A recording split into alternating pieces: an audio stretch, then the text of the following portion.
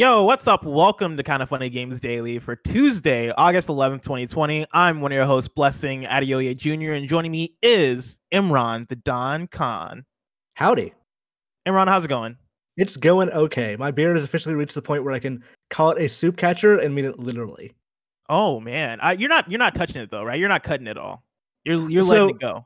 I have decided that I do need to shape it at some point because it's just getting unwieldy. And we love it like that though. We love it unwieldy. I'm starting to look like I just escaped from like a cave after 3 years. So I need to like get it into a shape that looks, like a thing. The problem is nothing's open. I looked it up. I was trying to find barbers in my area. There's no one that's open, which makes sense, obviously. Yeah. But like the other option is I posted about this on Nextdoor, which is like Boomer Paradise. But it was people have DM'd me like, oh, I have a private person that like you go to their apartment and they do it for you. Like that sounds sketch as hell. I'm not gonna do that. I've been trying to look into that because honestly, are you good with the other way around? Are you good having someone come over to your house and do it to you? The main reason I want this done somewhere else is mainly because of mess. But I think in like a last ditch effort, I think maybe I would have someone come over to my house, but I still find that pretty sketchy. Let me tell you about my homie Yusef McGee. I don't know if you've met Yusef, but Yusef will hook you up. He's the one that helped me with my haircut because I was in a very similar situation where my hair was kind of getting out of control and I needed to line up. I needed all sorts of things done, and I hit up my barber. I swear to God, my barber might have changed his number because I called him so many times it'll always go to voicemail to the point where his voicemail box filled up. And I promise that wasn't just me. That was probably everybody trying to call him. Is that your barber? Is that the dude that the dude that's downstairs? Yeah, Paul. Yeah. He's very interesting. I hit him he's very interesting. Where it's like I've heard so many people be like, yeah, and then I made an appointment and went there and he just wasn't there. Paul has some things going on in his personal life that like I ain't gonna judge him for, but man, he's really good with the haircut. Like he's really good with the clippers, and that's what matters. But yeah, I tried hitting him up over and over again. Couldn't get a hold of him. Couldn't find a barbershop near me that was open. Finally, I broke down and I was like, all right, I'm gonna call the homies because I may not trust the homies completely with the whole hair situation, but I got to do something. And I hit up Yusef, and Yusef thankfully did an amazing job with my hair. Had me not looking crazy anymore. Oh, Yusef, I assumed he knew a guy. He actually did it too. No, like, himself. He did it himself. Yeah. See, my thing is, I think I'm gonna just get like my entire head just buzzed at this point, and I don't want to deal with the mess because at this point my hair is too long. That if I start buzzing stuff off, I'm just gonna be finding hair in my apartment for the next like 6 months. Oh, definitely, dude. I feel you on that. But Imran, enough about hair. Let's talk about the next BioShock game having a new location, Fall Guys continuing to be popular, and more, because this is Kind of Funny Games Daily, each and every weekday at 10 a.m. live right here on twitch.tv/kindoffunnygames. We run you through the nerdy news you need to know about. If you're watching live, you can correct us when we get stuff wrong. We're going to kindoffunny.com/you're wrong.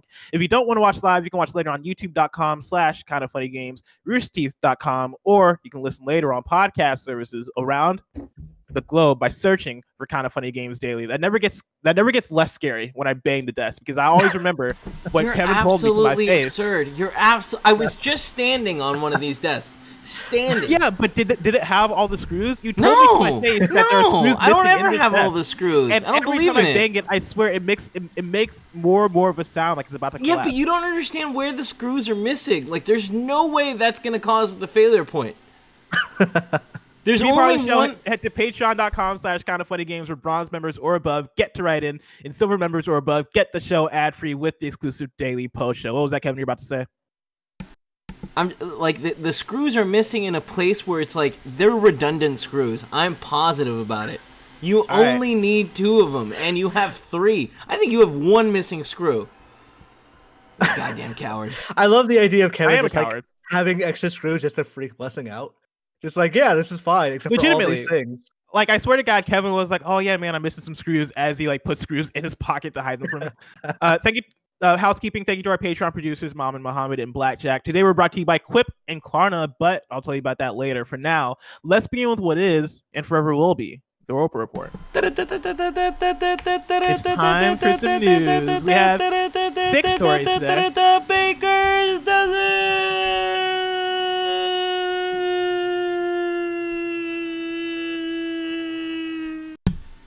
Starting with our number 1, Imran, I got a question for you. Mm-hmm. What do we expect from the next BioShock game?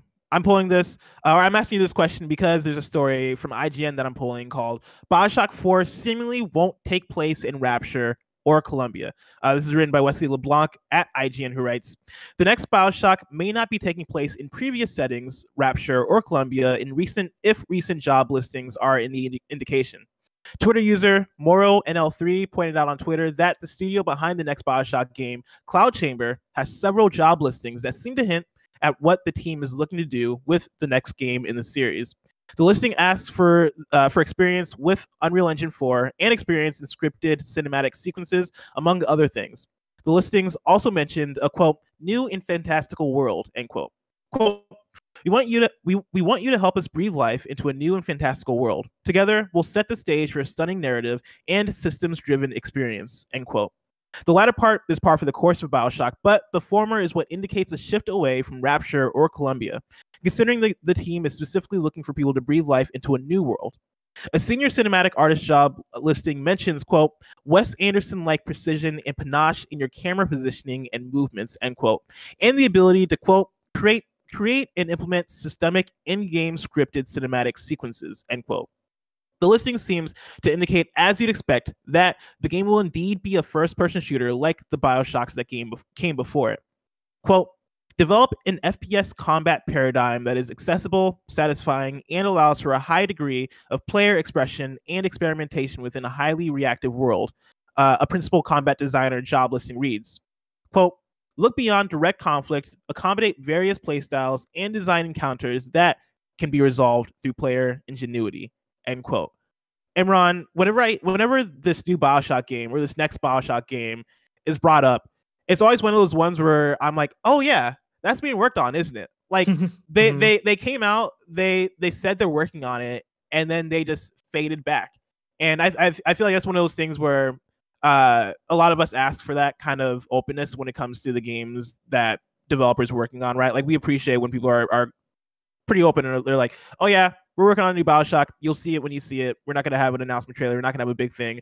But that leads to this. Yeah, that leads to like job listings that are essentially describing aspects of the game. Imran, does it surprise you that the next BioShock seemingly won't take place in Rapture or Columbia?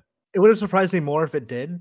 Like, one, you're picking up a series that that is not being made by the same person who made, like, Ken Levine is, for better or worse, kind of a rock star of game development, of BioShock specifically. So when you start taking over an auteur vision and start saying, we're going to do the same thing, we're going to put it in Columbia again, because we feel like there's more stories to be told in this world we were not actually a part of the first time, then I think that you automatically get people who were fans of that first game or that last game to hold it against your current new game. BioShock Infinite very firmly established this can be an anthology series super easily. Like, you just have a couple of things that need to be in there, and they could even be abstract concepts. And it's otherwise you just tell whatever sci-fi or fantastical story you want to. And I would have been if they came out and said we're going back to Rapture for BioShock 4, I would have been like, this game's going to be real fucking bad. But they're not, and all that tells me is like, okay, they made a new studio and they want to make their own game, so cool. Yeah, no, this fills me with confidence and excitement for what this game is going to be, because I'm with you that if they said they were going back to Rapture or Columbia, I would have been more surprised than this. I think this makes more sense for what BioShock is as a franchise and what the potential of it can be, especially given the direction that BioShock Infinite went later on in the game and the things that kind of exposed about the world of BioShock and what the world of BioShock can be. If they went back to Rapture, I feel like I would have got a similar vibe as you of, oh man, y'all are really trying to recapture greatness here. Yeah. Like, to your point of Ken Levine. Ken Levine is very much like a Hideo Kojima or I guess like Cliff Bleszinski, right? Like somebody who you identify as, oh yeah, you really spearheaded what this franchise was during this moment of time. And to try and recapture that, I feel like wouldn't work out that well for them. Or at least like would make it feel like it is a pale imitation as opposed to something that is forward looking or something that is new. And I know with the jump from BioShock 1 and 2 into Infinite, that came with mixed reactions, because I know there are people like me who loved Infinite. Like, I absolutely adore Infinite. I didn't mind the gameplay being more actiony. I really liked the world of Columbia. I really liked the characters, you know, Elizabeth, Booker, all the different ones. I really liked what they did with BioShock Infinite. But there's also a large group of people out there that didn't like that shift, right? Because it felt too different. Like, you didn't like BioShock Infinite. I like BioShock Infinite fine while I played it. Then the more I thought about it afterwards, the less I was like, okay, wait, some of these things, they didn't make sense. They weren't plot holes, but they were like, this is weird writing, and I don't know what the message this game is trying to send. Because it is trying to send a message, but it gets really confused in its own way of like, okay, are you trying to take a side or are you not? And if you're not explicitly not trying to take a side, what does that mean? And then there's also just stuff like the ghost mom that I think are like, okay, this is just straight up bad writing. This is not, this is bad pacing, bad game design. I don't understand what it is you're trying to do here. So like, I think BioShock Infinite is a good game. I think it has a much stronger impression immediately after you play it, and the more discourse and analysis and like that sort of stuff starts weathering that game down a bit more. Yeah. And I honestly had that experience with you where I finished it, put it down, and I was like, wow, that was incredible, right? Coming off the ending, especially because of course it's BioShock, so the ending has to blow you away, and that worked for me. Where I was like, "Oh man, I can't believe! Wait, what? This was? Oh my god!" I had that kind of reaction after it. But as the years have gone on, and as I've like seen I've read people's writing on it, and like heard people talk about it, I've come down on it quite a bit since my original experience with it. That said, like the takeaway from that though is still less so like, hey, don't do a new setting, don't try for something new. It is more so like, hey, put a little bit more effort when in certain elements of the writing, in certain parts of what you're doing. So with that said, like, I'm totally down for a BioShock to be in a new setting, in a new place. What that looks like though is more the question I have. Like, where do you go? The new take on it, because like obviously we're talking about Ken Levine's Auteur, but at the same time, Minerva's Den, I think, is actually the BioShock 2 DLC. It's probably like the best BioShock content of the series. So I'm curious to see like, what does a new writing team take to this game? One of the things I didn't like about BioShock Infinite, and this is a nitpick, this is a huge ass nitpick, but they didn't do a good job of explaining why you had powers in that game. It was just like, okay, this society has powers too, so they're just around. BioShock, it's the vigor, man. You get injected with the stuff, and it's like, oh man, I can shoot crows out of my hands. But like, it was actually like a very well fundamental, like seeded thing of BioShock 1 of, this is what they did. This is how their entire mentality led to this kind of thing. And then this is how it also led to the downfall of their society.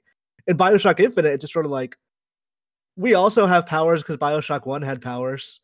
And I think, I understand why they did it from a game design perspective, but at the same time, I feel like a new BioShock has an opportunity to actually seed that in a lot better. So what do you expect from a new BioShock game? Because I'm still in the place where I'm like, I don't know how you guys follow up BioShock 1, 2, and Infinite. Like, I don't know where you take it. If it were me, I wouldn't make it. But like, if they're gonna do a new BioShock game, I would hope that we're guessing, I guess it's somewhat anthological at this point, that it's going to be an entirely new story. Yeah. I think the best case scenario is it has BioShock in the name. It carries that tone and tenor like BioShock carried for System Shock, but it doesn't need to like, oh, we're flashing in and here's like the references to portals that Elizabeth made or references to Big Sisters and like all that stuff. It is its own story that stands on its own and manages to both surprise and be a classic in its own right, which is asking a lot, but that's what I would hope from a new BioShock game. Do you think they abide by some of the things they established in Infinite, as far as, every BioShock game seems to have a tower, or a lighthouse, and like a girl, and like then XYZ, like every BioShock game seems to have these tenets. Do you think they stick with that? I think they abide by it, but then they twist it some way. Like, the tower could itself be just an abstract concept. Like, I wouldn't be shocked if that game starts and you just like somewhere in the game find like, oh, here's a toy tower that we've had for whatever, and that's the tower of the game. Like it's probably too much to be beholden to exactly what Ken Levine was doing, but I think if they put their own spin and their own interpretation on it, then I think it'll be a fine game.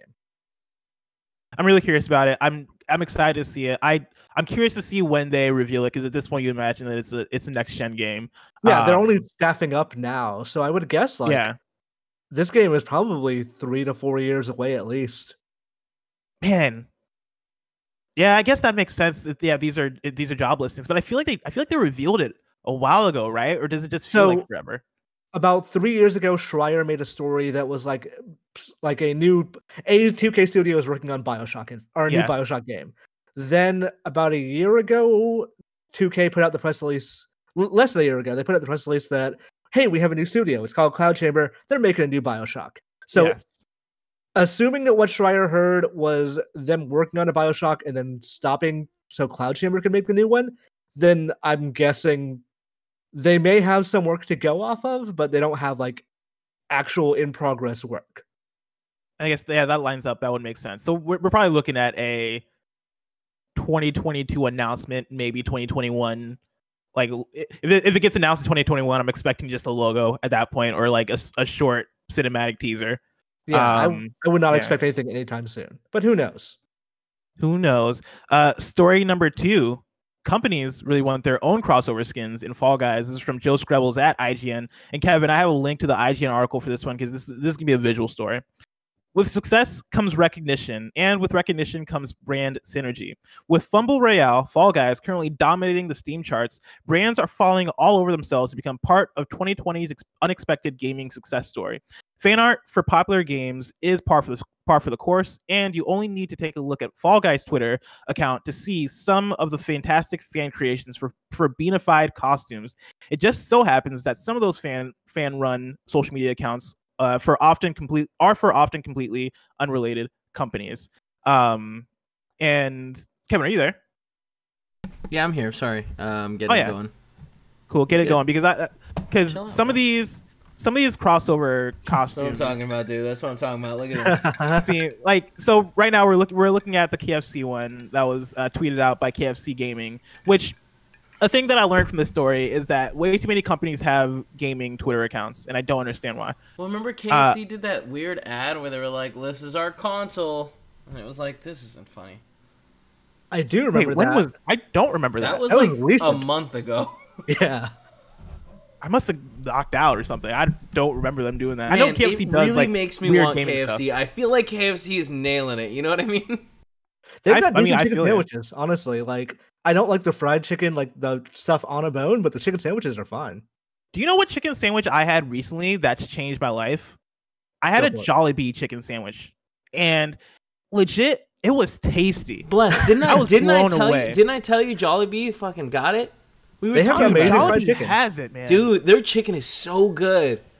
It's like it was like hot too. Like, I know food is supposed to be hot, but like the chicken, like I don't expect that kind of heat from fast food, you know. And I took my first bite and I was like, yo, this is incredible. I still haven't had the Popeyes one, and I know that one is fine. Stand by.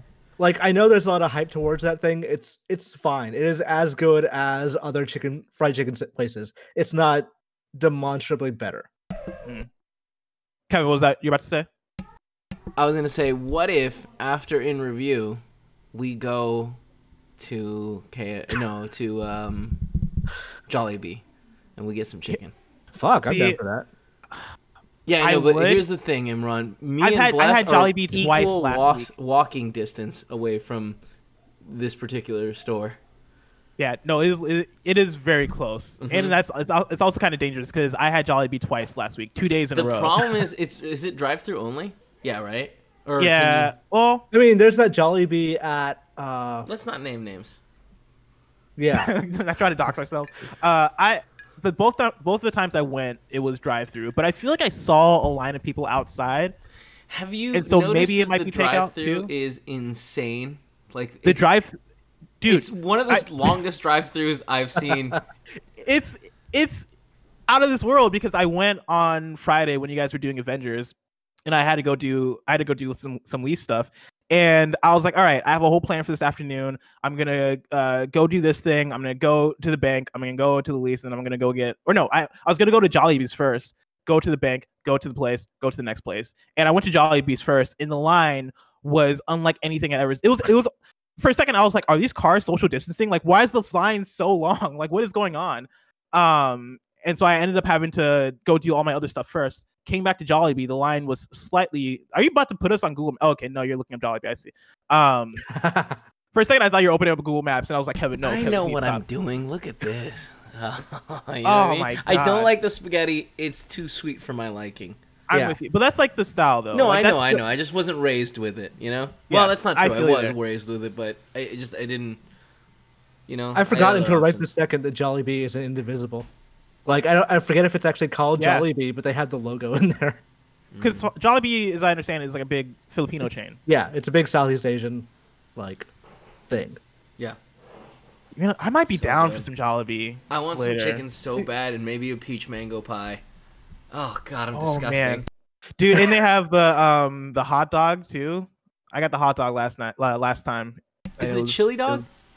I can't remember. Yeah. Well, Okay. no, the one I got wasn't a chili dog. I'm sure they have chili dogs. The one I got I'll was check. basically a regular hot dog with ketchup and cheese, like cheddar cheese on it. It was great. But yeah, we got a KFC gaming crossover skin here. If we scroll a little bit down, or if you go, well, we're still on the Jollibee Google Images page and the video version.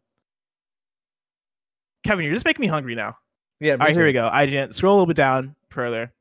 We got Walmart Canada tweeted their own crossover skin for Fall Guys with basically just a Fall Guy jelly bean wearing. Who is their Photoshop Walmart. guy? Because he didn't do a great job, you know.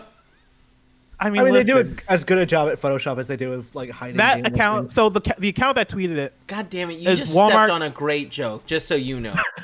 Wait, sorry. What was the joke? I missed it. I apologize. I'm not gonna repeat it now. Now it's not funny. It would be kind of funny. The account that tweeted this one is the Walmart Canada gaming account, which again, there are too many gaming accounts. It only has a bit over 9,000 followers, so I understand if their Photoshop skills aren't immaculate, Kevin. Come on, they don't have one person that can do a slightly. Look at this. His shoulders aren't right there. What is it supporting? Or like, how is it on? You know what I mean? You get what I'm saying? I What, get are what we you're supposed saying. to pretend that it's plastic see-through straps on the top here? Come on. If that one upsets you, scroll down just a little bit more. Like, what the fuck is this? I can't even. This is brilliant. This is the funniest Gee- thing I've ever Oh, that's seen. the gaming chair. That's, Yeah, it's a gaming chair. So mm. GT Omega tweeted out their version, and it's basically just a Fall Guy jelly bean as a gaming chair. It is something. See, here we go. Like, someone in the chat is like saying, "Oh wait, Katana SD is like, that's the joke, Kevin." No, this is the joke. This is funny. You know what I mean? The other one is just poor skills. This, they butchered it. You know, and it's funny. So like jokes and funniness aside, because this really is like a let's have fun kind of story. Fall Guys, we talked about this yesterday. Fall Guys is seeing extreme success, and like they are getting reached out to by all these different big companies that have their skins as like crossover skins in the game. We saw on Twitter, I think it was last week or the week before last week, they hit up CD Projekt Red about getting crossover stuff for Witcher and Cyberpunk. Like Fall Guys is seeing meteoric success, and I don't know. I think this is pretty cool. As cheesy as some of this stuff is, and as much as I'd probably roll my eyes at a Walmart skin in Fall Guys, like I'm not against the idea of getting some ridiculous skins. Well, it's smart because, like, let's say they get paid by the company to put in the skin. They give the skin away for free. Then, whether or not you buy the skin or see it in the store or whatever, you're going to see that skin because there's like 60 people per match. There's a good chance that somebody has downloaded the free skin is wearing it. It's like, and for a small indie company that I'm sure is like struggling with server stuff and just costs in general, this is probably a boon for them. It would be cool if they did this for free for us. That's all I'm saying. The Greg Miller skin. Can we? Where it looks like Greg Miller's eating one of these guys. Honestly, this is incredible, and I would like people to tweet at Fall Guys on Twitter and get this Greg Miller skin in the game because I think it's worth it. I think this would be great. Tweet at Devolver because they would be the publisher for it. Yeah, and Devolver. Yeah, but I think it's funnier to tweet at the Fall Guys like Twitter.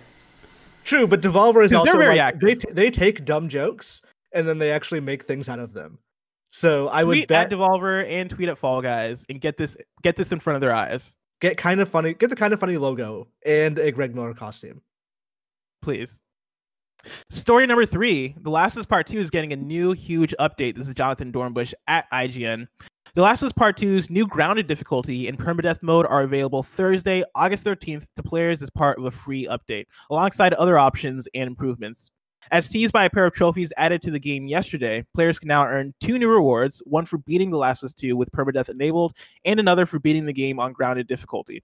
These 2 trophies will not be necessary to earn the platinum, however. Grounded is a returning hardest difficulty mode featured in the original Last of Us as well. That version of Grounded stripped away several key elements from players, severely reduced resource availability, and made foes all the more difficult to defeat. Meanwhile, permadeath can seemingly be enabled on any difficulty. The Last of Us 2 will keep track of what you killed, what difficulty you played on, what aspect of the game you were tackling, and how long you lasted. Additionally, Naughty Dog has added a host of graphics, audio, and gameplay modifiers that can now be included in your playthrough. These elements include mirror rolled, mirror on death, slow motion, bullet speed mode, infinite ammo, infinite crafting, infinite melee durability, infinite listen mode durability, infinite listen mode range, one shot, touch of death, 8-bit audio, 4-bit audio, helium audio, and xenon audio. Additionally, more options have been added to the game, including some specific to visual and HUD elements, plus more. Film grain adjustment, film grain, why can't I say this? Film grain adjustment option. There's a lot of words. Disable listen mode option, motion sensor function aiming option, arc throw HUD display option, aiming acceleration scale option, aiming ramp power scale option, accessibility improvements to ground zero encounter and rope gameplay, additional accessibility improvements. A lot of cool stuff there. Yeah, as someone who just finished the game, I kind of wish I waited a little bit because some of this stuff sounds useful.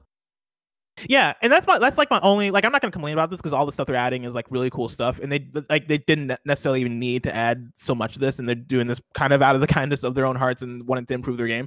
But I wish we got this a little bit sooner. You know, especially when it comes to the like the graphical stuff, right? The mirror roll or the mirror on death slow motion, like that stuff I think would be cool for a second playthrough. But I feel like by now people have already beaten the game once and maybe have already started the second playthrough already or beaten their second playthrough by now. And I feel like it's been long enough. And also I reviewed the game and played it before it launched, so maybe it just feels longer for me. But part of me thinks that if this was released a little bit sooner, more people would have dived deep into some of these elements. That said, the accessibility stuff is always welcome and is always cool.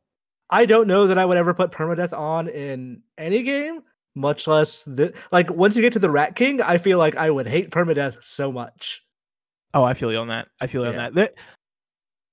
I want to watch streams of people doing permadeath on like Grounded. I feel like that could be a very entertaining thing. Yeah, I bet there are people who are that good, and that makes me insane. Story number 4, GoldenEye 64 remake has been shut down. This is from James Batchelor at GamesIndustry.biz. The developers of GoldenEye 25, a fan remake of Nintendo 64 bestseller, have been ordered to cease development. In a statement shared via Twitter, the team said it had been kindly asked by MGM Studios and license holder Danjak to shut down their project and will be complying. GoldenEye 25 aimed to recreate the single-player missions of the original game on PC and Unreal Engine 4, with plans to launch around its forebear's 25th anniversary in August 2022.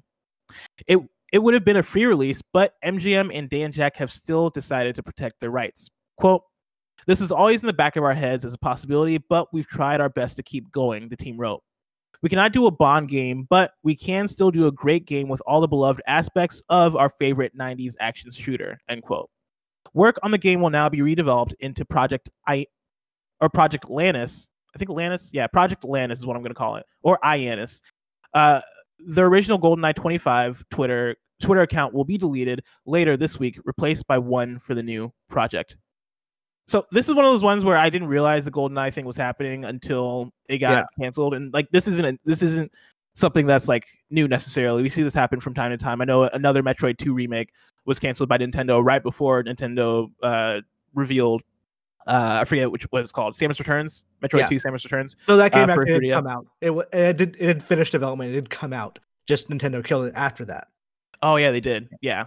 And so like this is kind of par for the course if you're trying to homage something or recreate something.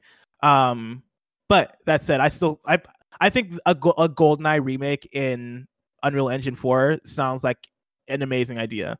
That I'm still excited for whatever this project is going to be. Despite that, they definitely should have known better. Like they should have known, or not known better, I should say. They should have known this was going to happen. And they say like, yeah, we thought it would be a possibility. Like, no, even if Nintendo didn't get involved, MGM would have. Like, Bond has so many license holders that this was not going to be a thing that ever saw the light of day. It is cool they're reworking into its own thing, but yeah, the history of GoldenEye remakes is a lot more fraught than people think, and there are a lot of parties involved that keep wanting to go forward, but other parties also like stop it. So I'm not shocked that I've not seen this thing, so I'm gonna guess it's good looking, but a probably good looking GoldenEye thing got killed. The article points out, but they didn't plan to sell it. That usually doesn't matter from like a legal perspective. Like they are going to kill it off if they feel like they want to, and if they don't, then they might just let it live. If it doesn't set, like if it's not for money, whether or not a project is free mostly doesn't matter. And that's what a lot of fan games they did think about is that, from a legal perspective, it's not that much better if you didn't talk about it versus if you did talk about it and like just release it out. But if you actually want to just put it out there and just hide your tracks, that's probably the better plan. What are your thoughts on fan games in general? Because I appreciate them from a creativity perspective, and then also the perspective of, hey, if I want to become a game developer, or if I want to get good at my craft or get better at my craft, like the best way to do that is by recreating something or copying something or taking inspiration from something. And like that's where so many people get their start in, like, across multiple creative mediums, not just development. And so from that, I tend to appreciate fan creations, and from the idea of like, yeah, the original IP holders aren't making this themselves. Like, why not let other people work with them? But on the other hand, right, like you're kind of subject to this at any moment, right? Like that thing can get shut down at any moment, and like, you know, there's nothing you can do about it. What are your thoughts on it? I mean, so like, yeah, you're right that making a fan game based on a thing that you already know and you like is a good way to get experience in video game development. It depends on the company. Like if you're like Sonic fans tend to get a lot of really good. I saw a really amazing looking Sonic fighting game the other day, like a fan made fighting game. I was like, okay, this is cool. This person could make a really good fighting game out of this. But right now they just want to make a Sonic one. Sega's probably not going to stomp down on that. Sega doesn't like. I'll send you the link later, Blessing, because you look interested. But I am interested. But Sega's probably not going to care. There's a team that was like really loves Earthbound / Mother, and they made a game, or they were making a game called Mother 4, which is insane because Nintendo is going to come down on that. Whether Nintendo ever intends to make another Mother 4 or not, they're going to come down on a thing that you're saying, here's the actual sequel to a game that we loved. They ended up having to rename that thing and make it its own game. So that's like, now that's happening, that means a Mother-like game is going to exist and be viable for an indie audience. I think it's a good thing to do, to make fan games, especially if that's how you want to get into game development. But if you're doing that because you think people should see how I want to make the next Metroid, it's not going to work out that way. It's gonna like, I think it worked out that well for AM2R guy because I think he ended up getting hired somewhere. But most of the time, it's going to be you're going to get shut down, and most of that work is not going to go anywhere. Yeah. You'll get some experience, but like, and I believe it kind of worked that way for I forget what his name is, but dude who worked on Sonic Mania. Like I think he was known for he was known for like Sonic creations before. Yeah, like there are instances in which that stuff translates, but most of the time it's going to result in like a lot of work being lost. To be clear, like Christian Whitehead did all that stuff, and then he started getting official projects from Sega, and then established himself as an actual like an experienced developer with his own studio and all that stuff, and then Sonic Mania came. So it's not like Sega just like, hey, this guy's doing some fan games, let's do this thing. There's a longer road that I think people see that and they're like, oh, I can go from fan games to working on official stuff. It's rarely that concrete. Story number 5, Yoshinoro Ono is leaving Capcom. This comes from James Batchelor at gamesindustry.biz. Capcom brand manager Yoshinori Ono is leaving the company. Ono, who has become the face of the Japanese publisher's activity around Street Fighter, announced his resignation in a Twitter update regarding this year's Capcom Pro Tour. According to the statement, he'll leave at some point this summer. No reason for his departure was given. Ono has worked at Capcom for almost 30 years and has been a producer on Street Fighter since 1998. Quote, I've been working with the Street Fighter brand for a long time, experienced good times, bad times, and even non-existent times. My heart is filled with appreciation to those players who have been giving warm and kind support on the brand, especially over the past decade or so, as all the activities on the Street Fighter brand regained sunshine and grew its liveliness. End quote. So there you go. Congratulations to Yoshinoro Ono. I don't think maybe not congratulations. This is not a congratulations. This is him. What do you know about this? I know a decent bit. I've met Ono a couple of times. I have a decent foothold within the politics and organization of Capcom. This is a banishment closet resignation.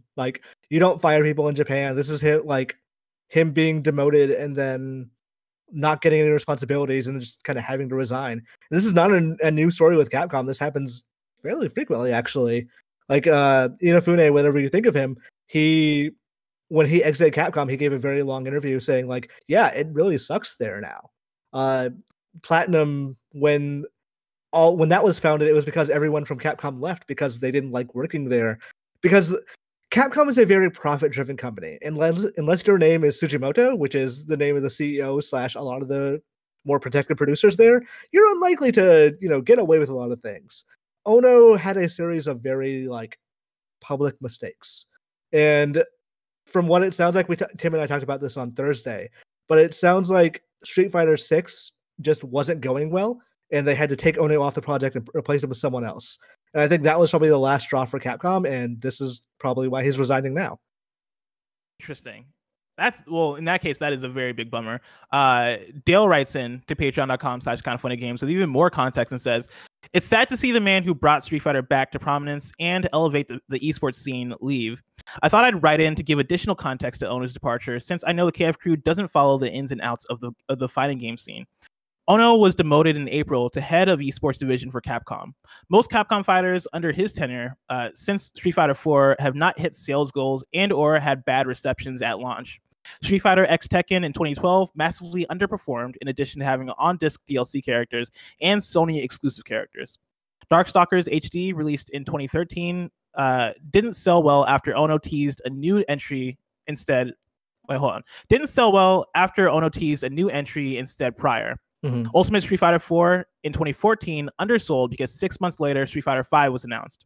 On top of all this, Ono was one of the leading heads behind Deep Down, and its Panta Rate engine neither ever saw the light of day. Yeah.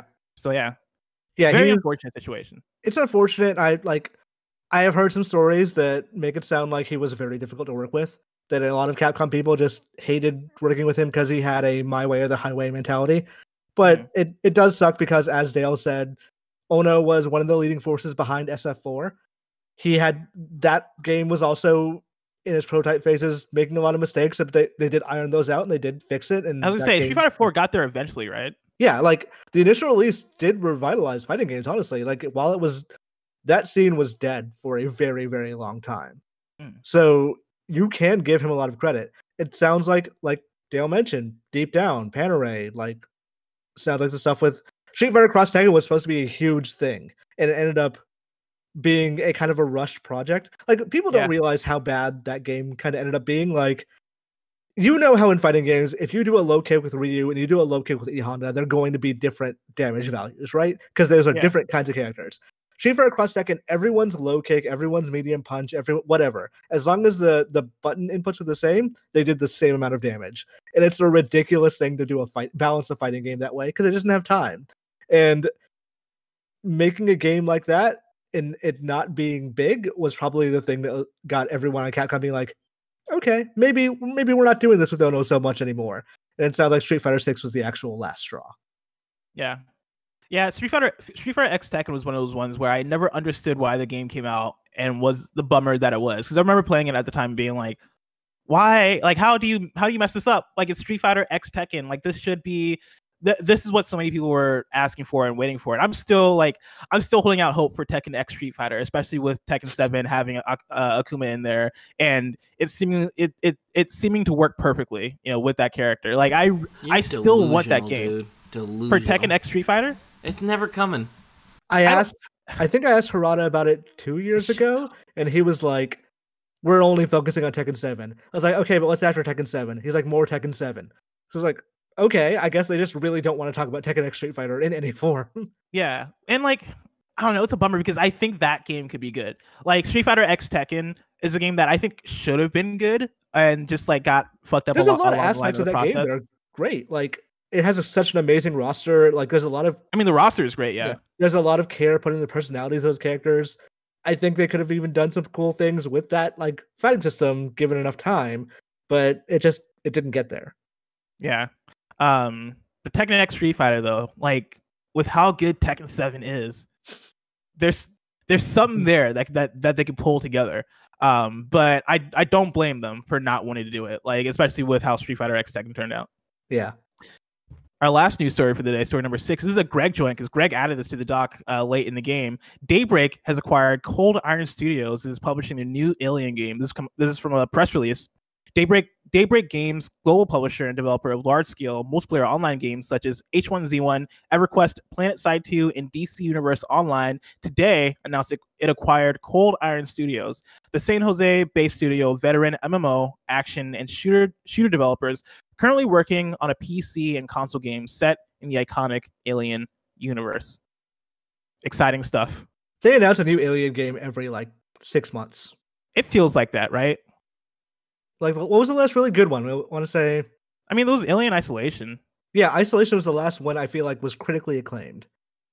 And has there even been an Alien game? Well, yeah, has there even been an Alien game since then? I'm the last person you should be asking about Alien games coming out. I just feel like there's always one in development. Yeah. But cool. Cool. Exciting stuff. Imran, I'm really excited to see what the future of this Alien game is going to be, but that future is probably so far away. If I want to know what's coming out to Mama Grop shops today, where would I look? The official list of upcoming software across each and every platform is listed by the kind of funny games Daily Show hosts each and every weekday. Yeah. Out today. Is it wrong to try and pick up girls in a dungeon? Infinite Combat for PS4 and Switch. Kevin, please look that up. I need to know what that is. It's based on a manga. I've read the manga and it's real bad. Oh, and I really need to know what this is. Hyperscape is out today for PS4, Xbox One, and PC. Prehistoric Dude is out for PS4 and PC. Brunch Club is out today for PS4 and Xbox One. Southern Cross Battle Force is out for PC. Find the Letter is out for PC. Dungeon Throne is out for PC. Astral Chain Towers for PC. Willie Morgan in the Curse Astral Towers, not Astral Chain Towers. Oh, did I say Astral Chain Towers? Yes. Astral Towers for PC. Willie Morgan and the Curse of Bonetown for PC. Kevin, I'm going to need to look that one up also. Drag for PC. Risk of Rain 2 officially releases out of Steam's early access program. Rated TV. And then for new dates, Vampire the Masquerade Bloodlines 2 has been delayed to 2021. And then Greg adds a note here. He says, fuck. That was one of my PlayStation League picks. So there you go. Of course, our PlayStation Fantasy League is this thing we got going on PSLW XO. And Greg had Vampire the Masquerade's Bloodline 2, but now he is fucked. And then Dirt 5 has been delayed by a week. It'll now launch on Xbox One, PS4, and PC on October 16th with 3 days early access for Amplified Edition players. We're looking at... Hold up, I need to look up that name again because it's a long one. We're looking at, is it wrong to try and pick up girls in a dungeon? Infinite Combat. So, the basic premise of this story is that the main character has a patron saint god and goes into dungeons and all that stuff. The patron saint god has one of the strangest designs of it because she's a buxom little girl and has a ribbon from arm to arm that holds up her tits. Interesting. Yep. It's fascinating. Yep. I like that. That game is and exactly what you think it is. Kevin, can you also look up Willie Morgan and the Curse of Bone Town? Because I really need to know. I Man, hope it's not skeletons. I mean, I do hope it is skeletons, but I wonder. oh, it's gonna be skeletons. Yes. But like maybe there's some there's some stuff behind the skeletons, you know? Maybe there's some stuff behind the skeletons. I will say I'm very excited for Hyperscape coming out today. I've been waiting for that one to hit consoles because I've been playing it on PC, and let me tell you, I suck when it comes to PC shooters. All right, we're looking at the Curse of Bone Town here. A famous I can't say words today. Archaeologist. Today, his son. All right, so it looks like an adventure game. I just need to know what Bone Town is. Like, this game doesn't look bad, honestly. Like, it looks like a pretty good style for an indie game. Yeah. But like, there's not much going on. So he's just walking around a lot of places. It's like a 2D adventure game. You got to have patience when it comes to Bone Town. You do. You can't rush Bone Town. Bone Town very much seems to join Willie. His name is Willie also, which you got to point out. Like, I'm just looking for like any sense that they know and are aware of the name. I feel like if we heard, because there's obviously narration going on over this, or at least I would guess there's narration going on over this.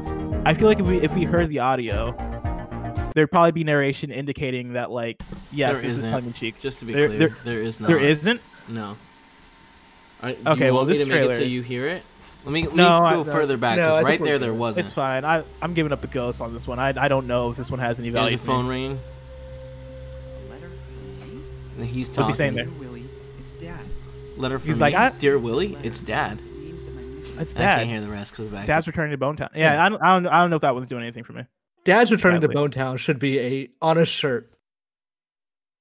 Now it is time for Reader Mail. You can write into patreon.com/kindoffunnygames where you can get the show ad-free. And speaking of ads, this episode of Kind of Funny Games Daily is brought to you by QUIP. Let's talk about brushing our teeth. 75% of us use old, worn-out bristles that are ineffective, and even more people forget to floss daily. Good health starts with good habits. QUIP makes it easy by delivering all the oral care essentials you need to brush and floss better. The QUIP electric toothbrush has timed sonic vibrations with 30-second pulses to guide a dentist-recommended 2-minute routine, and there's even a sized-down version designed for kids. Paired with QUIP's anti-cavity toothpaste in mint or watermelon, you get all the ingredients teeth actually need and none that they don't. QUIP also has an eco-friendly refillable floss with a dispenser you keep for life and expanding string that helps to clean in between. QUIP brush heads, toothpaste, and floss refills are automatically delivered on a dentist-recommended schedule every 3 months for just $5 each. A friendly reminder when it's time for a refresh and to stay committed to your oral health. And shipping is free. Join over 3 million happy customers and practice good oral care easily and affordably with QUIP, starting at $25. And if you go to getquip.com/games right now, you'll get your first refill free. That's your first refill free at getquip.com/games, spelled GETQUIP.com/games. QUIP, the good habits company. We're also brought to you by KLARNA. Thanks to KLARNA for supporting Kind of Funny Games daily. In Sweden, they don't shop, they KLARNA. KLARNA is a revolutionary new online shopping app in Sweden that allows you to shop thousands of online stores and pay for anything in 4 easy interest-free payments that make shopping smoother. With the KLARNA app, you can shop anywhere online from the one app. It's easy to use and convenient to browse thousands of online stores from one convenient place. Pay for anything in 4 interest-free payments. Paying after delivery allows you to try before you buy, and you can also report returns directly in the app. Get the best deals with customized price drop alerts on items you've saved to your wish list. It's always good to shop smarter and save money. Create and share wish lists of items with family and friends from anywhere online. It's a fun, easy way to show what kind of products you like. Tim loves how easy it is to find what you're looking for and to get set up. KLARNA is a smoother, friendlier, Swedisher way to shop online. It's the one-stop shopping app for browsing and buying anything online, all in one app, and allows you to pay for anything in 4 interest-free, easy payments. Download the KLARNA app today. That is KLARNA, Swedish for shopping. Imran, I have 2 questions for you. I got some breaking questions for you first, Blessing. Oh, hit me. So I was made aware on Twitter from What's Good Games Brittany that she is replying to the PS I Love You thumbnail and pointing out that it has both Yakuza and Bloodborne as games you guys had never played. So who is at fault here? Who needs to be talked to? So for context, Greg has not played Bloodborne, or he's played very little of Bloodborne. I played half of Bloodborne, and I'm still meaning to get back to it to finish it. That was an undertaking I took on this year. Of course, PSW XOXO live today. The topic of the show for the episode was our video game pile of shame, and so we both very much acknowledge that Bloodborne is a shame point. A question I'm going to throw back at you, Imran, is the Yakuza thing is me specifically, and this comes from a place of I want to play Yakuza and or Judgment, because I think those are games that I would like. I'm stuck between starting with Judgment or Yakuza 0. That's the decision I'm trying to make right now. I would say either one's a good starting point. Yakuza 0 is, I feel like, a better game. Judgment is a little more detective-y and less crime drama-y. Okay.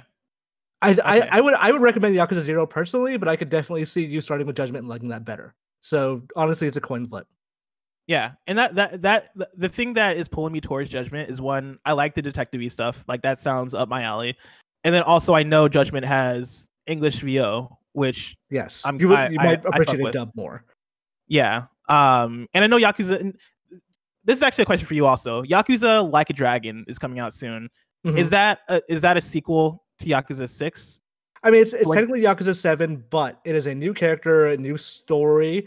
There are some references and characters from older Yakuza games, but like so theoretically I can jump into that one new. Theoretically, yes. It would not like necessarily prepare you for older games because the battle system is so different. But if you like that, you might like the next Yakuza game as opposed to the old ones. Because I'm having that battle too, because Yakuza Like a Dragon, one, seems to have English VO, and then also the battle system is turn-based as opposed to the beat-em-up style that's in the previous Yakuzas, which sounds cool to me. Like the gameplay I've seen of Yakuza Like a Dragon seems cool. I would say so Yakuza 0 might get overwhelming for you because Kiryu has 3 different fighting styles. Majima, I think, has 3 as well, and they also have bonus styles. That game is also extremely long. It is Persona 5 Royal long. Oh, so you might not ever actually finish it. Oh, Judgment is considerably shorter and has fewer styles. It might be a better onboarding point. All right, this is helping me make my decision. Thank you, Imran. I do have a question though from Mike, who writes into patreon.com/kindoffunnygames and says, in yesterday's show, you guys mentioned the crazy amount of exposure Fall Guys would have if it also hit Game Pass. Do we know if publishers sign a contract preventing them from going to the competition's offering when they join Game Pass or PS Plus? So we don't know for sure, but there's we can guess that there are there are deal exclusivity things. Like a good example is GTA 5. GTA 5 was on Game Pass up until a month before, maybe a couple of weeks before it went for free on Epic Game Store, and it was replaced by Red Dead Redemption on Game Pass. But I'm guessing there was a thing of it can't be free on 2 services at once. I would bet probably when Sony makes a deal for a PS Plus game, especially a PS Plus game at launch, okay, it has to be exclusive to here for now. I don't think that precludes them to ever never being on Game Pass, because obviously next month that's not going to be a PS Plus game anymore. Yeah. But I don't think they probably could have done both at once, especially since they don't really have a whole lot of negotiating heft. Yeah. And that's my thing. I think for the most part, it is probably a case-by-case basis, depending on what's happening. Because Fall Guys, of course, is a console exclusive to PlayStation right now, and it's also on PC. Fall Guys 100% is going to come to Xbox at a certain point. It's not PlayStation published. The PlayStation kind of takes ownership of it because it's on PS Plus, but as far as we understand, right, there's no deal in place to keep that from going to other consoles. And we've seen cases before where something is on PS Plus for 1 month and then later down the line comes to Xbox Game Pass. I believe that was the situation with Yakuza Kiwami. I think that was on PS Plus and now is on Game Pass. And so it's not impossible. I would doubt that there's a deal in place here, because I don't know why you would make the deal that hey, yeah, we're putting on PS Plus, you're never coming to Game Pass. Because I feel as the Fall Guys developer, you'd probably be I don't know about that one. I feel like I'd rather not launch on PS Plus then, if that's the case. If you're never gonna let me go on a Game Pass. Yeah. Though it seems like this worked out pretty well for them in general. Yeah, I mean, this did work out for them well, but like imagine Fall Guys coming to Game Pass, let's say sometime next year, right? Like, what does that do for them? That then allows them to have another uptick. Like eliminating that option entirely, I feel like would be a bad deal for them. As good as this is for them right now. My bet is next year Xbox and Switch, and probably like for Stadia sure or whatever. Yeah. Oh yeah. 100%. Like I think that's definitely going to be the case. I can also see it being a thing of, hey, yeah, like with next gen, when Fall Guys makes its way to, let's say, Xbox One, right? It's also coming to Series X. It's also coming to Switch, and it's also coming to PS5. Like that be its like big coming out party to all the different platforms. Yeah, I can see it. One more question. Madoc Nick 96 from Massachusetts writes in and says, "Good day, Blessing and Imran. With Media Molecule showcasing a Ratchet & Clank creation in Dreams by a developer at Insomniac, does this mean Sony is more open to players creating things based on established IPs they own? Or do you think this is a different situation since the person is someone that works at Insomniac?" Imran, have you been keeping up with this? Do you know what's going on here? I saw the video of it, of like the Insomniac employee who was just making his own Ratchet & Clank game in Dreams. So it's actually like an actual development tool for a more full game idea. Yes, and so here there's a Media Molecule tweet that I'm going to read verbatim from. They tweeted this out yesterday that Josh Lehman, a designer at Insomniac Games, has been creating a Ratchet & Clank game in #Dreams PS4 with the help of community-made assets. And then they talk about how they're going to be going live with it to show off the game's progress. This is an interesting question because, yeah, Dreams is a game that is kind of already filled with so many fan creations and so many. Like we talked earlier in this episode about like creating stuff based on other IP. Dreams is kind of filled with that, and I believe we've seen IP owners come through and be like, hey, like we don't want that. Like I forget exactly which one it was, but I remember a story earlier in the year of a game being taken down because it was made off of an established IP. Yeah, I remember, and like people yelled at the guy for saying so, but it's logical to not want that happening. Yeah, like and of course, like that's all up to the IP owner. Like you can't really, like we can get mad at them if it's something dumb, but like it's still their right to take it down. Yeah. On the PlayStation side, I think this is an easy thing to let go because it is somebody from Insomniac who's working on this, but also in general, I don't think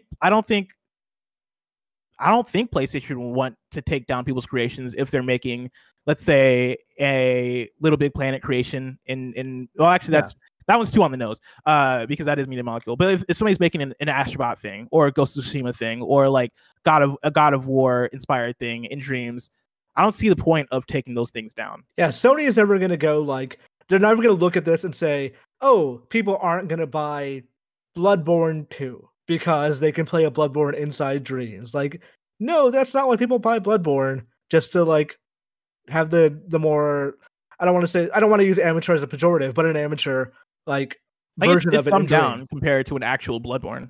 Yeah, but like Nintendo would get also pretty pissy to see a Mario in Dreams because that's not their IP, that's not their console that their IP is on. Sony, I don't think cares because like if you're making games for it, you're making games on a PS4, so they're clearly getting what they want out of you from this. They made money somehow here, and they're not really losing anything. No one's gonna go, I wanted to see what happened to Kratos, but this guy has a pretty good take too. Yeah. And I think that's the biggest thing, right? It's all part of their ecosystem. And you would think that PlayStation, as the company that is publishing Dreams, gets it. Like they get what Dreams is about. Like they get that it is people messing around with tools, people having fun, and people not necessarily being able to sell their creations as of this point. And so, like, if I was PlayStation, I'd be like, hey, go crazy, do whatever you want, right? As long as you're not hurting anybody. But on the other hand, I do understand a company like Nintendo seeing that and being like, oh, I don't know how I feel about that one. We got to do something about that. Sony, I think, is the place least poised to care. Now it's time to squad up. Cameron Kearns writes in with a squad up on PlayStation and says, hey guys, long-time listener, first-time caller. I'm looking for some more people to play with on PlayStation. After recently jumping into the Avengers beta and Fall Guys, I've been having a blast with those games and really want to dig into them more.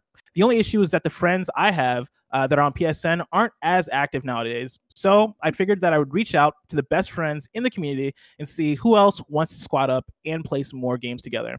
I'm hoping to jump into these games and some new ones, especially with the PS5 on the horizon. So more friends to play with is going to make the experience even better. If you want to add Cameron on PlayStation and play some Fall Guys and some of the Avengers, I guess, game by the time it comes out, you can add Cameron with the username Kirnes20. That is spelled CKIRNES 20 on PlayStation.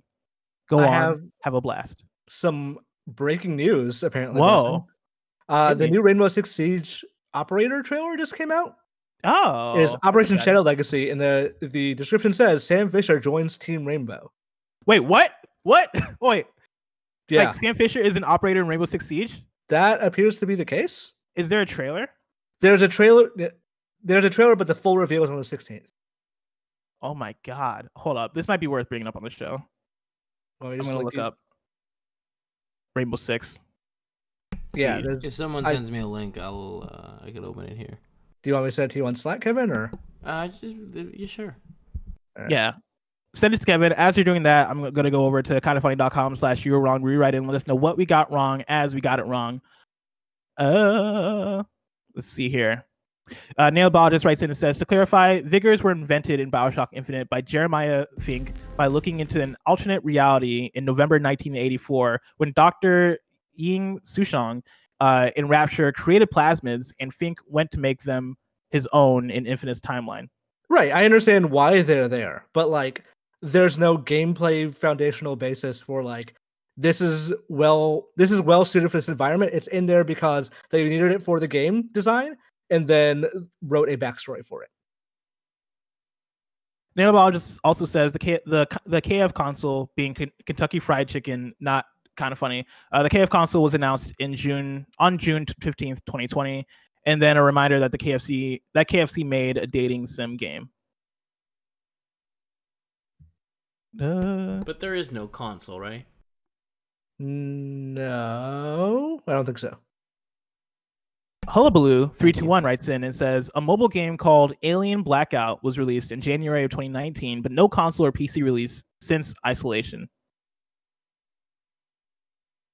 Arkwing has mentioned that today Final Fantasy 14's free trial expands. So that's 14. Yeah, fucking play that game, I guess. Play some Final Fantasy 14. And then one more. This comes from It's Reb. Sorry to bother you. Was just writing this up and was waving my arms around a lot. Reb writes in and says, this is the fourth time Cold Iron's been sold. Got sold to Fox, then with Fox to Disney, then to Scopely just this past January. This Alien game has been in development since Cold Iron launched in 2015. Sad face. So there you go. Kevin, is this the trailer? Yep. Hit that play button. You should know better than to write me off. My God. They will put this motherfucker in everything but a Splinter Cell game. For real. Consider this a teaching moment. Like, he has to be one of the most well-traveled Ubisoft characters at this point.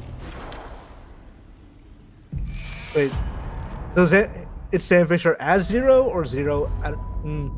I guess we'll have to wait and see for the 16th. Yeah, we'll have to wait and see, because I didn't understand the full concept of that. But exciting nonetheless. Ladies and gentlemen, tomorrow's hosts for Kind of Funny Games Daily are Greg and Gary Witta. And of course, this has been Kind of Funny Games Daily each and every weekday at 10 a.m. live right here on twitch.tv/kindoffunnygames. We run you through the nerdy news you need to know about. We have a Patreon post show for those that are subbed at the silver level of patreon.com/kindoffunnygames. So stick around for that. Otherwise, until next time, Game Daily.